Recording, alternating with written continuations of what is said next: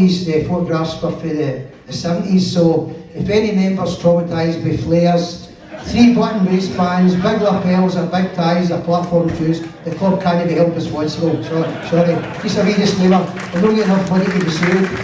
Okay. And this is for the left from the Black Bull Inn at the Cross. I guess that'll be familiar to you guys. So way back at the very start, that's where the first guys decided they were going to go and form a wee club to follow Celtic to Glasgow. Then they moved to Floor Street, and then latterly it left from the Paddock Bar at the corner of Quarry Street. I understand it was known at that time by some folk anyway as the Paddock Bus. So this is me just basically welcoming you here on behalf of the club. Just like to thank everybody that's here for coming along. We're here to celebrate 80 unbroken years of history. I support the Celtic Football Club in Johnstone. Tonight's a we get together as a family and looking back and thanking everybody that came before us.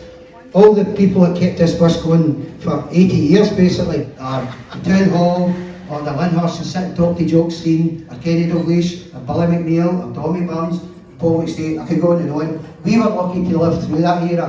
So it's so good to look out here and see so many members. I travelled way up to 50 years ago, 40 years ago, but as soon as they knew it was a night for the Paddock, here they were.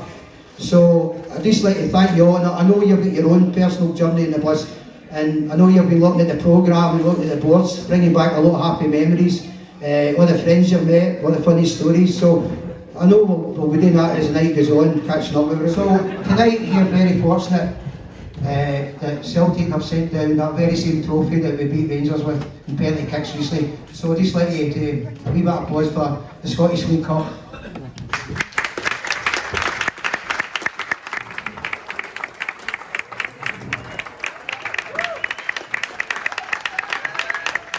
Be surprised as well, this cup you maybe recognise if they just coming through with it just now is the European Cup as well.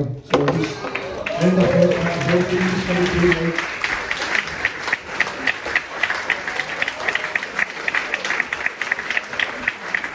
Anybody wants to put that $50, please come forward.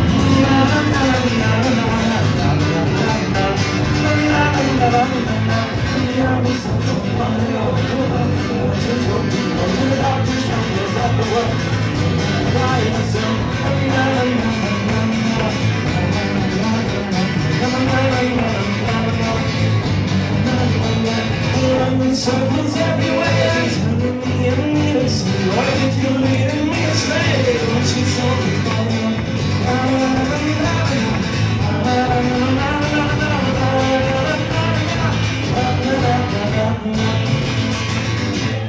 here we go. Mark Corr is going to be our guest speaker. MD doesn't know Mark Corr. Mark is a tour guide at Celtic Park. He does marathons on behalf of the Celtic Foundation, but Matt is most known as a Celtic historian and author. Matt's kindly come along to present his a history of our club. So if Matt would like to come up here, please. And thank you very much for attention. Thank you. The spring and summer of '45 was a formation of a Celtic supporters club here, at that time known as the Johnstone Club. A group of local men whose names have been lost in mist of time, and were aware of the large number of people who travelled regularly to watch Celtic. And this is for the left from the Black Bull Inn at the Cross. I guess that'll be familiar to you guys. So way back at the very start, that's where the first guys decided they were going to go and form a wee club to follow Celtic to Glasgow. Then they moved to Floor Street, and then latterly it left from the Paddock Bar at the corner of Quarry Street. I understand it was known at that time by some folk anyway as the Paddock Bus. St. Roy Aiken, guest around about 75 there. We've got Kenny the King, TB, and Peter Latchford. I don't know who that guy is on the right hand side there, it looks vaguely familiar. The smiles, the flares, the ties are all getting wider here, Joe. Superb. Mike Conroy, man of the match, the 1980 Cup final, and the world's best right back and left back at the same time, Daniel Fergus, and Tommy, God rest him, Tom McAdam, and the one and only Frank McGarvey. You've had some guest list out here, my goodness. We used to get one player, you must have real clout. So John Cahoon, Willie McStay, Paul, and Peter Grant. And this man that seems to feature in a lot of the pictures, I don't know why that is. That's some collection, that is. And again, David Proven, wonderful stuff. And the great Tommy. Wonderful players. Some memories you guys have got out of here, goodness me. Centenary year, Derek White, I think this was in the nightclub. This is one of the nightclubs. And they presented with the Silver Star, raising money for charity, sorry, Celtic Columns, raising money for charity, another huge part of Celtic's DNA. And I love this one as well. How many in here, put your hand up if you had your dinner served by Pierre Van Hooydonk and Paul McStay? Of course, your Honorary President, Jim Kennedy. What a photo that is. Absolutely superb. So look at this. Tony Gemmell, Sean Fallon, a wonderful waistcoat. So quite incredibly, after 80 years, we've still got this stalwart bunch here at Celtic Park, carrying that fight. Something that started back in 1945 and is going as strong as ever today. What a lovely turnout tonight. Here's to the next 80 years.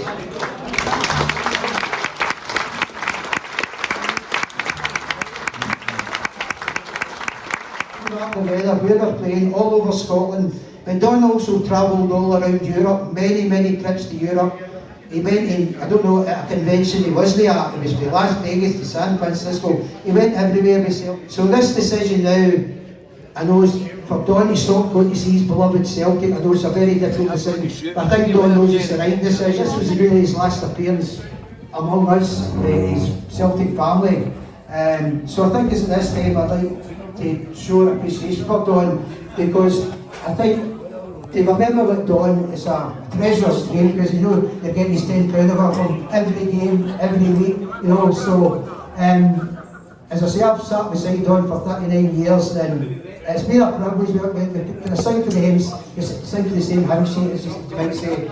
And so Don's been a great friend to me and a great servant to the club, not just as a member, but he's also been the committee's the secretary for a lot of years, but he's been our president for the last 25 years, you know. But as I say, now it's time. So before we bid Don farewell, I would just like to tell a wee story about Don. And I know, looking out here, are a few people that was travelling with us at that time. Don's given his permission to tell this story, so I'm not speaking out of school here. But Don is quite well read, and he's very articulate, you know.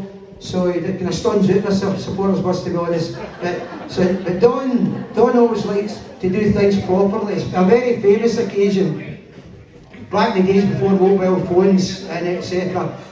We weren't sure when the kick-off was on the Wednesday night, where it was 7:45 to 8 o'clock. So we had to wait till the Sunday Mail the next day to find out the fixtures list. A lot of you will remember that.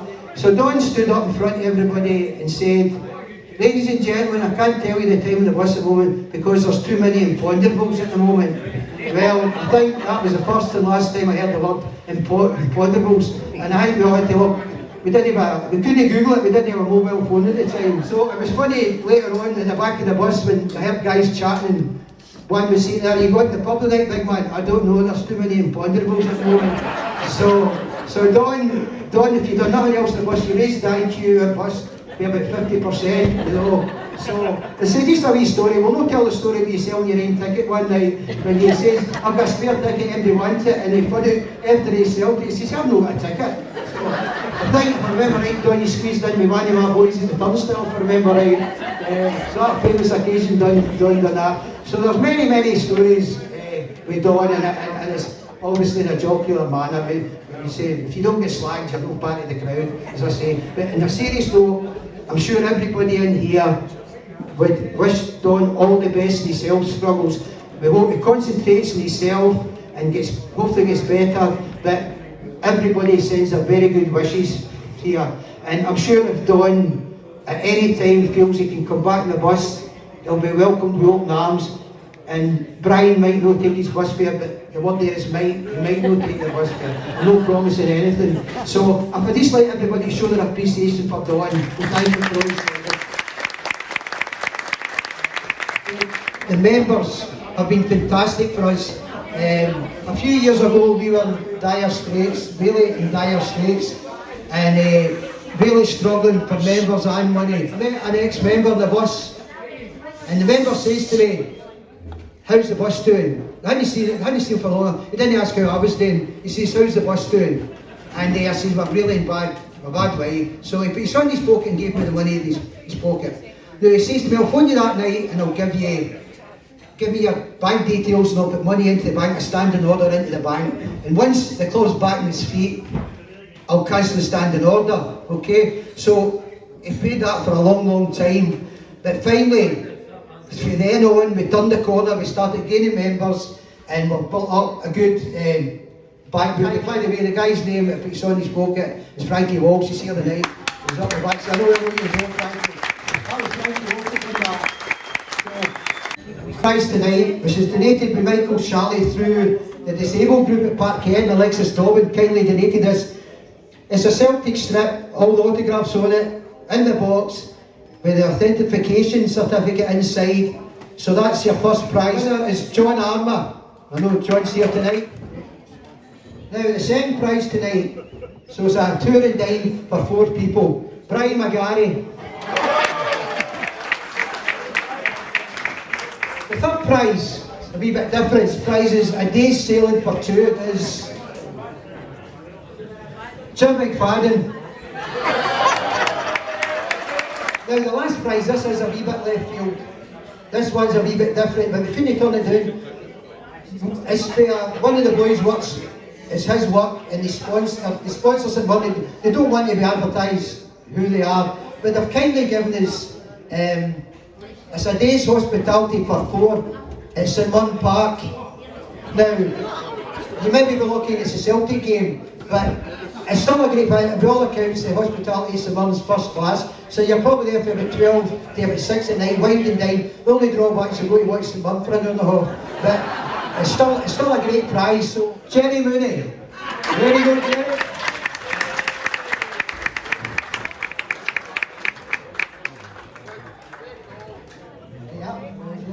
This Angel, what do they do? It's Green Valleys, it's Callum and Danny, and they'll take it away for us. Okay, no? Cheers, thank you. It's really an honour to be asked to be playing for the Johnstone No.1 80th anniversary.